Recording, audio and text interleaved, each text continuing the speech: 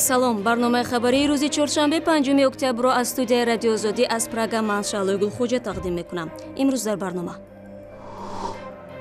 رهبر مرکزی اسلام شناسی تاجیکستان پیشنهاد کرده است که جز از سوره های قرآن بقیه نیت و دعا در نماز با زبان دولتی خوانده شود. دادگاه قرقیزستان بازبینی پرونده بحث برانگیز روزنامه‌نگاری ازبک تبار را شروع کرد. با خدا قسم میخورم، با قرآن قسم میخورم، با فرزندانم قسم میخورم که من هیچ گناه ندارم. و مقامات کلاب به شرکت چکند پیشنهاد کردند که در قرارگاه حزب منع شده نهضت اسلامی کارشان را برقرار نمایند.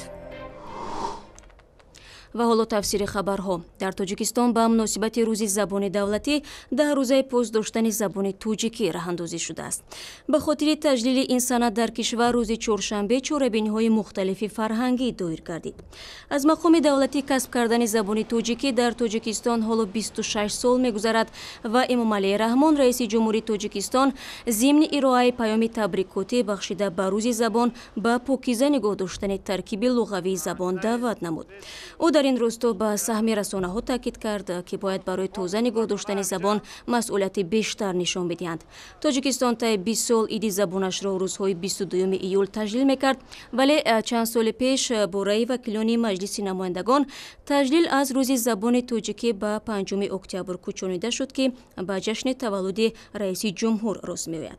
ضمناً امام علی رحمان 64مین زادروز خود را در شهر کولو پیشواز گرفت و در مراسم افتتاحی مجمع نشان و پرچم دولتی شرکت کرد. چون سخن از زبان توجیکی رفت، رهبر مرکزی اسلام شناسی تاجیکستان پیشنهاد کرده است که بجز از سوره های قرآن بقیه نیت و دعا و در نماز با همین زبان خوانده شود.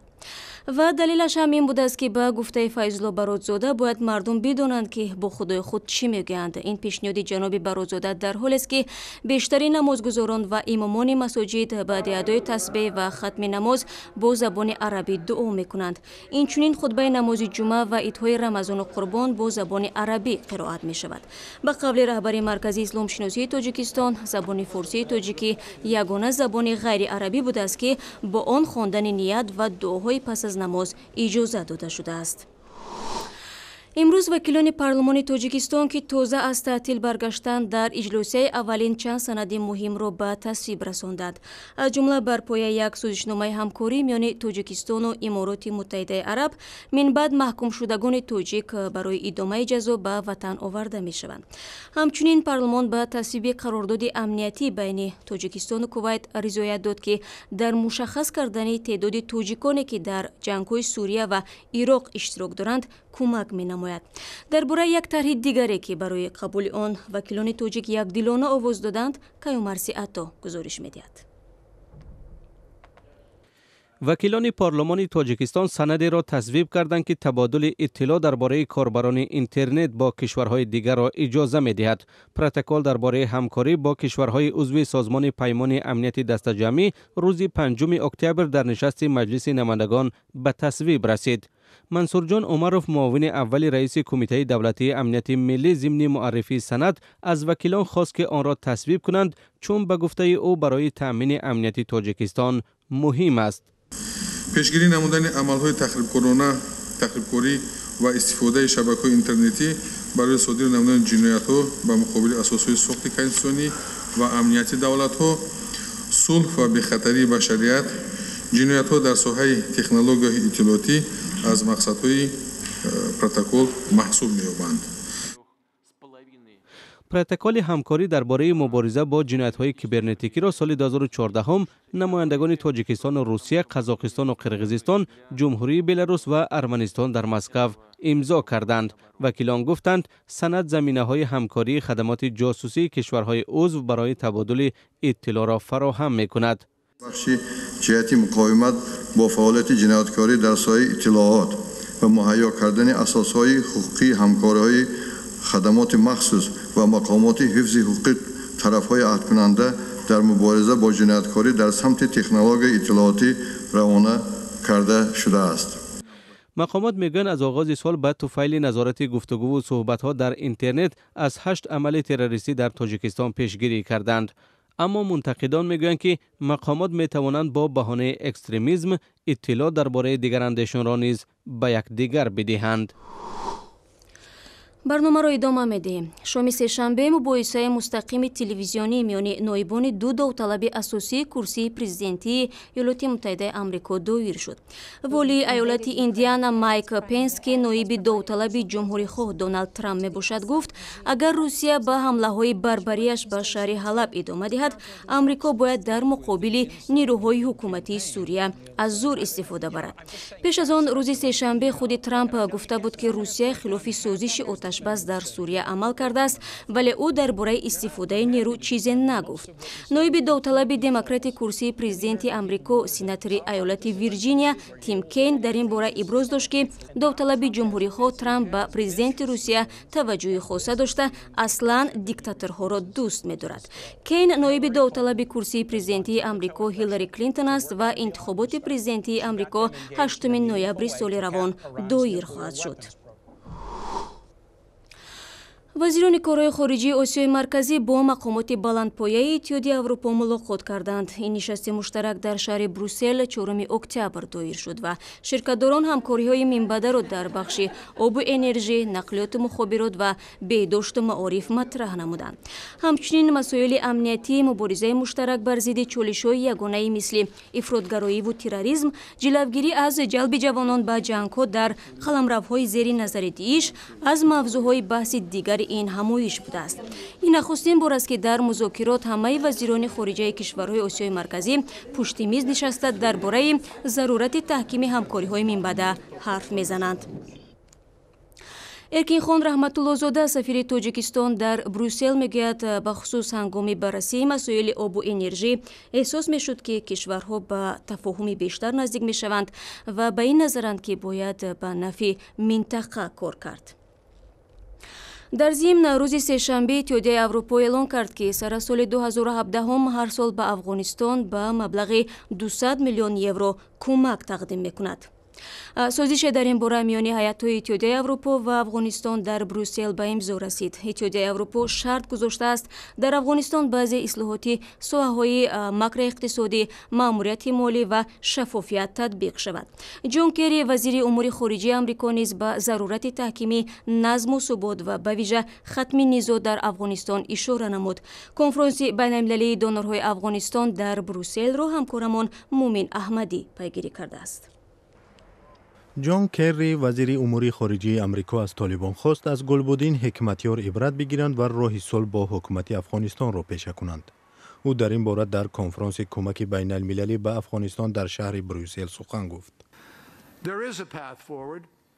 راه شرفمندانه ختم جنگی که طالبان سر کردند وجود دارد. در این جنگ در میدان نبرد پیروز شدن امکان ندارد. سازش صلح یگانه راه برای خاتمه دادن به جنگ و صلح پایدار است و هم اخراج کامل نیروهای بین المللی که هدف طالبان است. انتظار می رود در کنفرانس بین المللی درباره افغانستان برای رشد این کشور بیشتر از 3 میلیارد دلار وعده می شود. به قول کری تعهد و افغانستان بیانگر آن است که جهان در مبارزه به ضد جنگجویان در کنار حکومت کابل قرار دارد. هفته گذشته حکومت افغانستان با گلبدین حکمتیار یک جنگسالار جنجالی سازش صلح امضا کرد.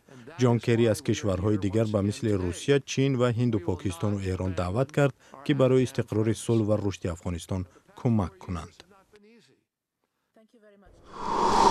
و در همان لحظه هایی که مقامداران اروپایی با وزیران کشورهای آسیای مرکزی در بروسل دیدار و گفتگو داشتند، در قرقیزستان بازبینی پرونده شهروند ازبک تبار قرقیزستان عظیمجان اسکروف آغاز یافت. اتحادیه اروپا در قطار یکی ده کشورهای غربی و حامیان حقوق بشر بازبینی این قضیه را تقاضا کردند.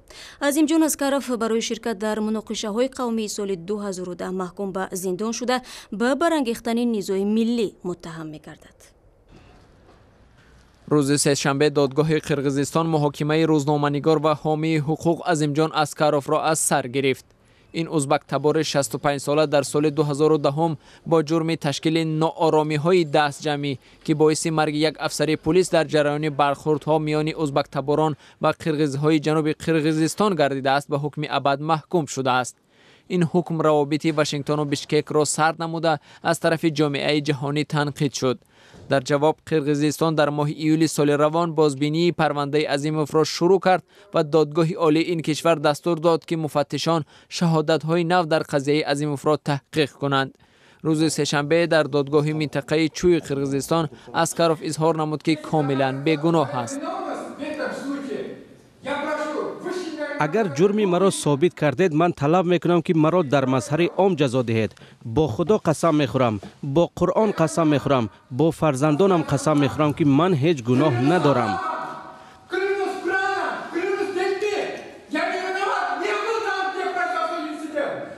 اسکاروف و هوادارانش تاکید میکنند که نام برده به اصطلاح محبوس وجدان است. در محاکمه همسری افسری به قتل رسیده پلیس هم حضور داشت. او تقاضا کرد که حکم اسکاروف پابرجا ماند. در ماه اپریل کمیته حقوق بشری سازمان ملل ابراز داشت که اثنای بازداشت، تحقیق پرونده و مجازات اسکاروف قرقیزستان معیارهای حقوق و عهدهداری‌های بین المللیش را پایمال کرده است. با سر قدرت آمدن الباسبک اتنبایف در سال 2011 هم قرقیزستان که میزبان پایگاه نظامی روسیه می باشد تلاش کرد با مسکو نزدیک شود، اما در آخر سال گذشته مسکو گفت از سرمایه‌گذاری لایحه‌های ساختمانی نیروگاه‌های آب و برق قرقیزستان که به تخمیناً 3 میلیارد دلار مساوی می باشند دست می‌کشد. قرقیزستان می‌خواهد مثل قزاقستان با اتحادیه اروپا سازش تحکیم تجارت و سرمایه‌گذاری‌ها را به امضا رساند. бармегардем ба тоҷикистон. даҳо чакандӯзи шаҳри кӯлоб ки як моҳи пеш ҷои бинои онҳоро нишони давлатӣ гирифт, эҳтимол ба бинои нав кӯчанд. тибқи ваъда ширкати чакан метавонад ба кори худ дар собиқ бинои ҳизби манъшудаи наҳзати исломӣ идома бидиҳад. баъди баста шудани ҳизби наҳзати исломӣ қароргоҳаш дар душанбе ва минтақаҳои дигар холӣ мондааст. ин ҳизб ба моҳи сентябри соли гузашта созмони мамнӯъ ва террористӣ эълон шуда буд. тоири сафар мавзӯъро идома медиҳад.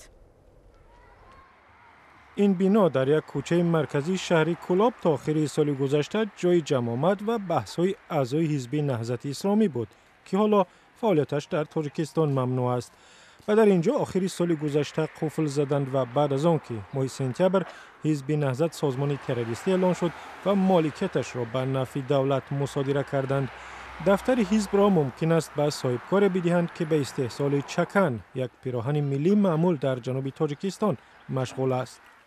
من از نوشتم به نام رئیس شهر را از مرا به همون ادامه مصدی امور فقیه سرایش که من از گرفتم بودم چک تکتیکی دودا شود. کارخانه چکن ظریف علیف را که در یک گوشه باغ فرهنگ و فراغتی کولاب جایگیر بود و دهها کارگر داشت تابستان امسال ویران کردند، چون به گفته مقامات به بنیاد نشان ملی در باغ خلل میرساند. تا کنون دهها بانویی که اینجا کار میکردند بیکار هستند و منتظرند که جای نوی برای آنها پیدا شود.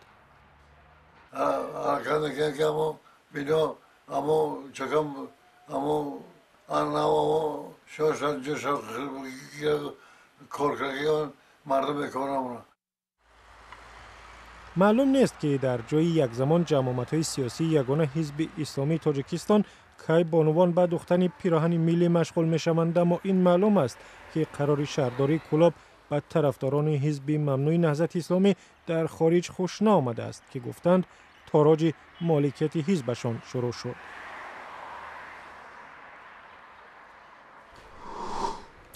و یک خبری فرهنگی. هفتمین سینما بزم دیدار در تاجیکستان با یادبودی کارگردان شناخته تاجیک بختیار خدای نظرов بخشیده می شود و گلچین فیلم های بهترین او نمایش داده خواهد شد. این جشنواره بین المللی 16 اکتبر آغاز می گردد و در آن 80 فیلم از نمادهای گوناگون هنری سینمایی و گوناگون سبک انتخاب شده است. سینما بزم دیدار در 2 سال یک مرتبه با شرکت سینماگران برخی از کشورهای همسایه و دیگر دولت‌ها برگزار می گردد. با همین خبرنشر نوبتی برنامه را پایان میبریم. اخباری بیشتر از این را میتوانید در وبسایت ما، صفحه های آزادی در فیسبوک، ادناکلاسنیک یوتیوب و همزمینه رادیو آزادی برای تلفن های همراه پیدا کنید.